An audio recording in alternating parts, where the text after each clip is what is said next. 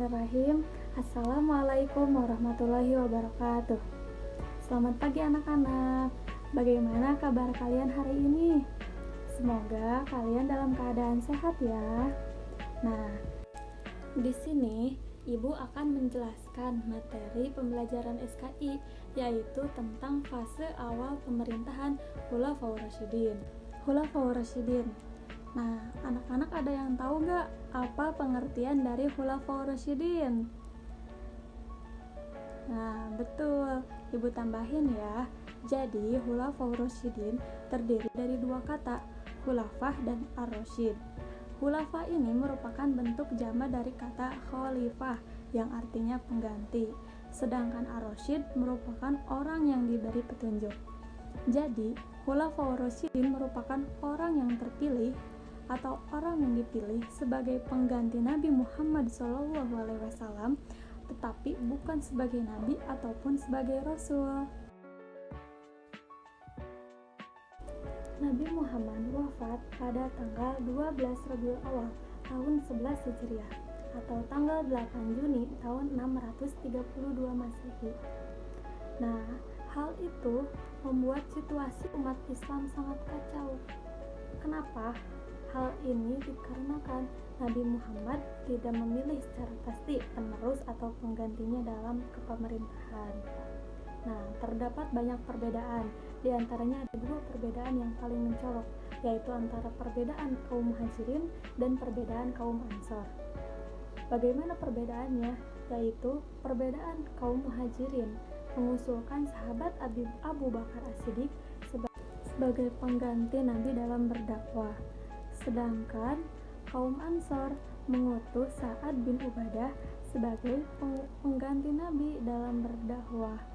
Nah, tetapi perbedaan dua pendapat tersebut akhirnya bisa diselesaikan ketika Umar bin Khattab menyampaikan pendapatnya. Umar bin Khattab menegaskan bahwa yang paling berhak memegang pimpinan setelah Rasulullah wafat yaitu adalah orang-orang Quraisy. Dan akhirnya mereka pun menyetujui alasan tersebut. Jadi ya anak-anak, khalifah merupakan jabatan tertinggi dalam kepemimpinan Islam setelah Nabi Muhammad wafat. Mereka dipilih secara musyawarah. Nah, khalifah ini tidak bertugas sebagai nabi, tetapi mereka wajib menjalankan semua peraturan sesuai Al-Quran dan As-Sunnah Nabi. Nah, sekarang mari kita lanjut ke pembahasan selanjutnya. Khulafaur Rasyidin ini merupakan sahabat terdekat Nabi. Mereka berjumlah 4 orang. Ada yang tahu gak siapa saja? Betul. Khalifah yang pertama yaitu Abu Bakar As-Siddiq. Nama asli beliau adalah Abdullah bin Abi Quhafah At-Tamimi. Pada zaman jahiliyah, masyarakat sering memanggil beliau dengan sebutan Abdul Ka'bah. Namun setelah beliau memeluk agama Islam, maka Nabi memberikan nama, yaitu Abdullah Abu Bakar. Tetapi masyarakat sering memanggilnya dengan nama Abu Bakar. Nama ini diberikan karena Abu Bakar memeluk Islam paling dini. Dalam bahasa Arab sendiri, Bakar artinya dini atau pagi. Kemudian kenapa diberi gelar As-Siddiq? Karena yang membenarkan proses atau peristiwa Isra Mi'raj Nabi Muhammad. Abu Bakar lahir pada tahun 572 Masehi di Mekah. Kedekatan umur inilah yang menyebabkan Abu Bakar dan Nabi Muhammad sudah bersahabat sejak kecil. Abu Bakar menerima jabatan pada saat Islam dalam keadaan krisis dan gawat. Pada saat itu banyak terjadi perpecahan, munculnya para nabi palsu, dan kemudian banyak sekali terjadi pemberontakan di mana-mana. Nah, memang keputusan Abu Bakar sebagai khalifah merupakan keputusan bersama. Tetapi yang menjadi sumber utama kekacauan tersebut ialah wafatnya Nabi dianggap sebagai terputusnya dengan Islam. Bahkan ada yang berpersepsi bahwa Islam telah berakhir ketika Nabi wafat. Abu Bakar memerintah selama kurang lebih 2 tahun, dari tahun 632 Masehi sampai tahun 634 Masehi. Nah, adapun beberapa jasa dan peninggalan selama pemerintahan beliau, yaitu diantaranya satu, menumpas orang-orang yang mengaku sebagai nabi palsu, diantaranya yaitu Musailamah al-Kadzab. Kemudian yang kedua, memerangi suku-suku yang tidak mau membayar zakat. Hal ini dikarenakan mereka telah berjanji membayar zakat pada saat Nabi Muhammad masih hidup. Nah, sekarang ketika Nabi Muhammad telah wafat, maka mereka tidak lagi membayarkan zakatnya. Maka sama Abu Bakar hal ini diperangi. Kemudian yang ketiga, memberantas pemberontakan dari orang-orang murtad dan menolak hukum Islam. Kemudian yang keempat yaitu menugasi Zaid bin Sabit untuk menyusun mushaf Al-Quran. Hal ini dilakukan atas usulan Umar bin Khattab. Nah, alasan penyusunan ini yaitu dikarenakan tulang yang berserakan takutnya atau khawatirnya hilang dan rusak. Nah, kemudian poin selanjutnya yaitu poin nomor 5, yaitu memperluas wilayah penyebaran agama Islam seperti ke daerah Anbar dan Persia, ke negara Yarmouk, Syam, Syria, dan masih banyak. Jadi dapat disimpulkan bahwa peradaban pada masa Abu Bakar adalah penyelamat atau penegak agama Islam dari kehancuran serta perluasan wilayah.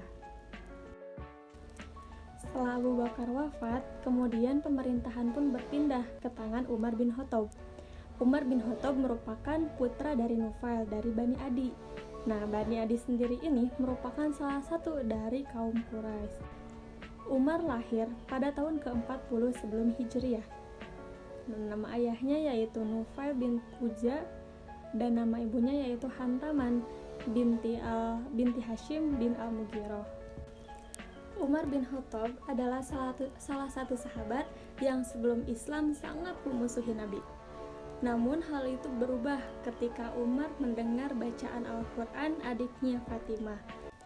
Beliau diberi gelar Al-Faruq oleh Nabi, yaitu pembeda atau pemisah antara yang hak dan yang batil. Kenapa beliau diberi gelar tersebut? Karena sosok beliau yang tegas dan pendirian beliau yang kuat. Proses pengangkatan Umar bin Khattab sebagai khalifah yaitu ketika Abu Bakar pada tahun 634 Masehi mendadak sakit. Kemudian akhirnya beliau menunjuk Umar bin Khattab sebagai khalifah. Masa pemerintahan Umar bin Khattab yaitu 10 tahun 6 bulan 4 hari. Nah, dalam jangka waktu tersebut beliau sangat banyak sekali jasanya. Di antaranya pertama, beliau merupakan orang yang pertama yang membuat kalender Islam. Kemudian yang kedua, beliau orang pertama yang memperluas daerah atau memperluas Masjidil Haram dan Masjid Nabawi. Kemudian beliau orang yang pertama yang melakukan pembukuan dalam administrasi negara. Kemudian beliau juga merupakan orang yang pertama yang mendirikan Baitul Mal, yang mendirikan kantor pos, yang mendirikan dewan-dewan pemerintahan. Kemudian beliau orang yang pertama yang disebut sebagai Amirul Mukminin. Kemudian setelah Abu Bakar wafat, khalifah yang ketiga yaitu Khalifah Utsman bin Affan. Nah, Khalifah Utsman bin Affan mempunyai nama lengkap Utsman bin Affan bin Abi Al-As bin Umayyah bin Abdi Syam bin Abdi Manaf. Nah, beliau 6 tahun lebih muda dari Nabi Muhammad SAW. Beliau juga termasuk As-Sabiqunal Awwalun, yaitu orang yang pertama kali masuk Islam setelah mendengar kebenaran Islam dari Abu Bakar Siddiq. Nah, kabilah beliau merupakan kabilah Umayyah, dan kabilah Bani Umayyah merupakan kabilah yang paling dihormati kekayaannya oleh suku Quraisy. Gelar yang beliau sandang yaitu Dzunurain wal Hijratain, yang artinya yang mempunyai 2 cahaya dan yang hijrah 2 kali. Gelar ini dia dapat dari Rasulullah.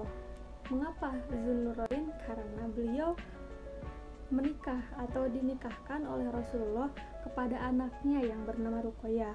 Setelah Ruqayyah wafat, kemudian beliau dinikahkan dengan adiknya yaitu Ummi Kulsum. Mengapa dinamakan Hijratain? Karena beliau telah berhijrah 2 kali, yaitu yang pertama ke Habsyi dan yang kedua ikut hijrah pula bersama Nabi ke Madinah. Proses pengangkatan Utsman bin Affan yaitu pada waktu subuh ketika hendak sholat berjamaah, yaitu tepatnya pada tanggal 4 Zulhijjah 23 Hijriah, Umar bin Khattab yang merupakan khalifah sebelumnya ditikam oleh seseorang yang bernama Abu Lu'lu'ah. Nah, setelah penikaman tersebut, Umar mengalami sakit beberapa hari. Kemudian dia membentuk sebuah dewan yang bernama Dewan Syuro. Dewan Syuro tersebut beranggotakan 6 orang, yang diantaranya terdapat Utsman bin Affan. Nah, dari keputusan musyawarah dewan tersebutlah Utsman bin Affan diangkat menjadi khalifah. Kemudian, khalifah yang keempat yaitu Khalifah Ali bin Abi Thalib. Ali bin Abi Thalib merupakan putra dari pamannya Rasulullah SAW. Beliau lahir setelah 32 tahun Nabi Muhammad lahir. Beliau sangat dekat sekali dengan Nabi Muhammad, sehingga beliau diasuh oleh Nabi Muhammad. Kemudian beliau juga termasuk orang yang pertama kali masuk Islam, padahal waktu itu beliau belum balik. Nah, kemudian setelah dewasa beliau dinikahkan. Ali pun dinikahkan dengan Fatimah, putrinya Rasulullah. Beliau mengikuti semua peperangan yang dilakukan oleh Rasulullah kecuali satu, yaitu perang Tabuk. Pada saat itu beliau diutus oleh Rasulullah untuk menggantikan kepemimpinannya di Madinah. Setelah Utsman bin Affan wafat, beberapa sahabat terkemuka seperti Zubair bin Awam dan Thalhah bin Ubaidillah mengutus untuk membaiat Ali sebagai khalifah selanjutnya, karena mereka berpikir bahwa tidak ada yang cocok, tidak ada yang pantas untuk mendapatkan gelar khalifah tersebut selain Ali. Tetapi pada saat itu Ali masih ragu-ragu, karena pada saat itu terjadi kekacauan di mana-mana disebabkan pintu fitnah yang terbuka.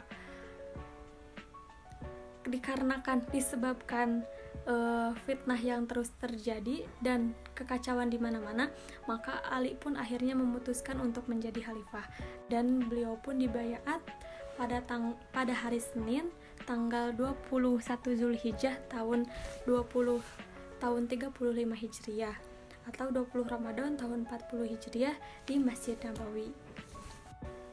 Tidak lama setelah Ali dibaiat menjadi khalifah, banyak sekali kejadian yang terjadi. Di antaranya yang pertama, terjadinya Waqatul Jamal atau Perang Jamal. Disebut Perang Jamal karena pada saat itu Aisyah yang merupakan istri Rasulullah mengikuti perang sambil menaiki unta, maka perang itu dinamakan Perang Jamal. Setelah itu, perang tersebut dimenangkan oleh selain perang unta, juga ada perang-perang yang lain seperti kejadian perang Siffin, perang Nahrawan, dan kejadian Tahkim. Semua ini terjadi pada saat atau pada masa kekhalifahan Ali bin Abi Thalib. Dari kejadian Tahkim inilah pasukan Ali yang awalnya satu menjadi terpecah belah. Ada yang keluar dan ada yang tetap bersama Ali. Pasukan yang keluar dari barisannya disebut kaum Khawarij. Hal ini terjadi karena kekecewaan mereka terhadap keputusan Ali pada kejadian Tahkim tersebut. Maka oleh sebab itu mereka keluar dari pasukan. Mungkin dicukupkan sekian materi dari Ibu. Semoga kalian bisa memahami materi yang tadi Ibu sampaikan, dan juga semoga kalian bisa mengambil pelajaran dari materi tersebut dan juga bisa meneladani sifat-sifat yang ada pada Khulafaur Rasyidin. Semoga kita diberi kesehatan agar kita bisa berjumpa kembali di lain waktu. Sekian dari saya. Wassalamualaikum warahmatullahi wabarakatuh.